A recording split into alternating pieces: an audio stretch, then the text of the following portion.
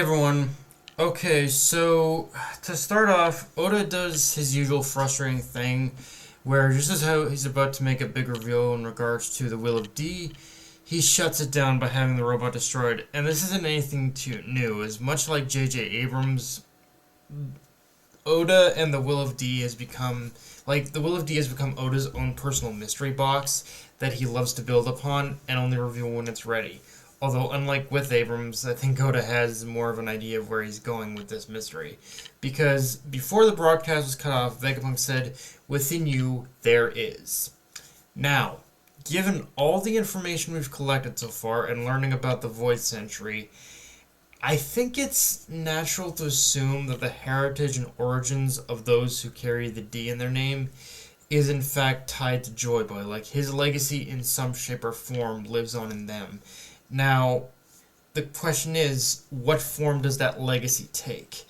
And the more I thought about it, the more I also thought back to what Rayleigh said about Roger and his ability to hear the voice of all things. Because we have seen Luffy, to some extent, has that ability as well. So whatever I think Vegapunk was going to reveal next, I feel was in some shape or form tied to that ability. Granted, that is a bit of a stretch, but it is also a dangled thread we haven't really fully explored yet. So that's kind of what's leading me to believe that the next thing he was going to say was somehow tied to that ability in some way. Now with all that in mind, though, even this is where things get complicated, because even though Oda did do his usual thing of basically cutting down the whole reveal itself, even now, despite the robot being destroyed, I still can't shake the feeling that York and the government still are celebrating too early. Because the thing is, every attempt the government has made to stop the broadcast has happened a little too easily, and even now, this feels even more so like one of those scenarios where them stopping the broadcast has happened too easily. Even though, yes, it did, destroying the robot did in fact shut the broadcast down. It's one of those things where even though they succeed in the shutting the broadcast down, it's like, did they really stop Vegapunk? That's kind of my... Did they truly stop Vegapunk, or does he have one more trick up his sleeve? That's kind of the thing that's kind of got me...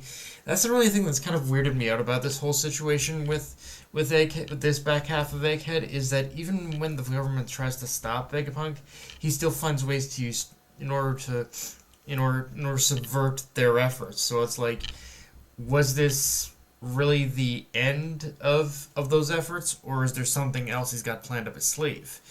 And with that in mind as well, though, if this is in fact the end, then I don't mind Oda moving the goalpost for when to make this reveal, as, again, with Oda, it's all that thing of time and place. But I do also think it was a missed opportunity to not do it here either, considering how much of the government's dirty laundry he already aired out to the public. So why not go from straight for the jugular? But again, it's one of those things where we won't know if this is truly the end until the next chapter. Honestly, assuming he covers that in the next chapter.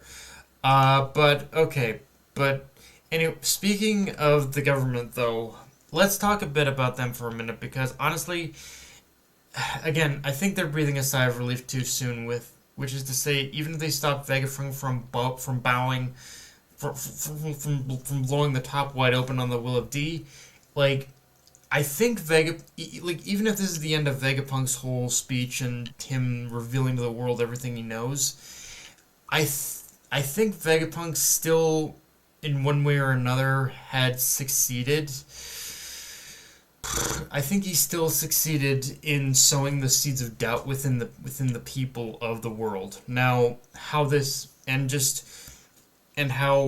regardless of whatever happens beyond this point, the government is going to have to deal with the blowout of this, and just how, like for instance, with civilization in general, no matter where you look, there are going to be those who believe what the government says, and then there are those who are going to basically rebel and who are going to start rebelling and really pushing back against what the government says. And in this case, I think we are going to start seeing like a true like a true idea of what that'll look like. Like, for however much there are people who may believe whatever narrative the government spins with this, it is there are just going to be as many people who are going to like who have listened to what Vegapunk has said and start and in some way or another said yes, we it's where the seeds of doubt have been implanted in their mind, and they are gonna like in some way or another we are gonna start seeing, I think, people of the world starting to push back against what the government is trying to sell them. Uh, now and how this all manifests is a question in itself, because with us getting the return of characters like Cricket, I'm imagining a scenario in my head where a lot of key players we've met throughout the series are going to start ramping up and taking the initiative on their own, and those actions in themselves are going to all coalesce and circle back around to helping the Straw Hats when probably the final battle of the Throne Wars gets underway. With that said, though, yeah, let's talk about what you all probably want me to talk about, which is the brief clash between Zoro and Noskuro, where it's revealed that, yeah, supposedly Noskuro is wielding a Katetsu blade. And this one is, honestly, is pretty easy to figure out, which is to say, I wouldn't be surprised if the blade Noskuro is wielding is the very first Katetsu blade. Shodai, like which is said to be the strongest of the Katetsu blades. Which, considering how long the elders have lived, it really wouldn't be that much of a stretch. The only question is how Noskuro acquired such a blade, because this would have had to have been before Wano closed itself off from the world, and what circumstances Katetsu himself crafted Shodai, because with the idea that the Katetsu blades are cursed, like, it almost makes me wonder if the cursing of these blades was initially meant for Noskuro and the government as a whole. Like, Noskuro, by wielding a Katetsu blade, has marked himself for death, and I wouldn't be surprised if Katetsu crafted the cursed blades specifically for the purpose of, for him, and the purpose of like absolutely dismantling the, like, causing the absolute downfall of the government in some way. Like, I wouldn't be shocked if that turned out to be the case.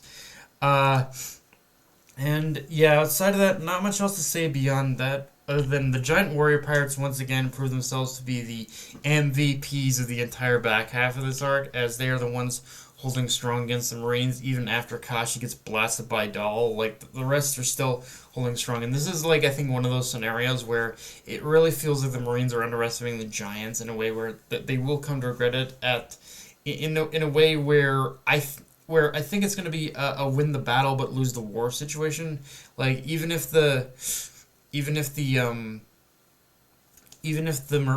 Marines succeed in defeating the Giants, I think the Giants will still have crippled the Marine forces in a way where their ships are going to be absolutely destroyed, unable to like make it off the island. Like, they're probably going to be at least trapped on Egghead, at least for a time, I think.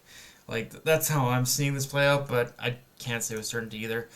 But yeah, guys, that's pretty much all I got for this review. If you enjoyed the video, like, comment, subscribe. From on Twitter, Analyst Crunchyroll, and yeah, I'll see you later, guys. Dark Knight of Anime, signing off. Later, everyone.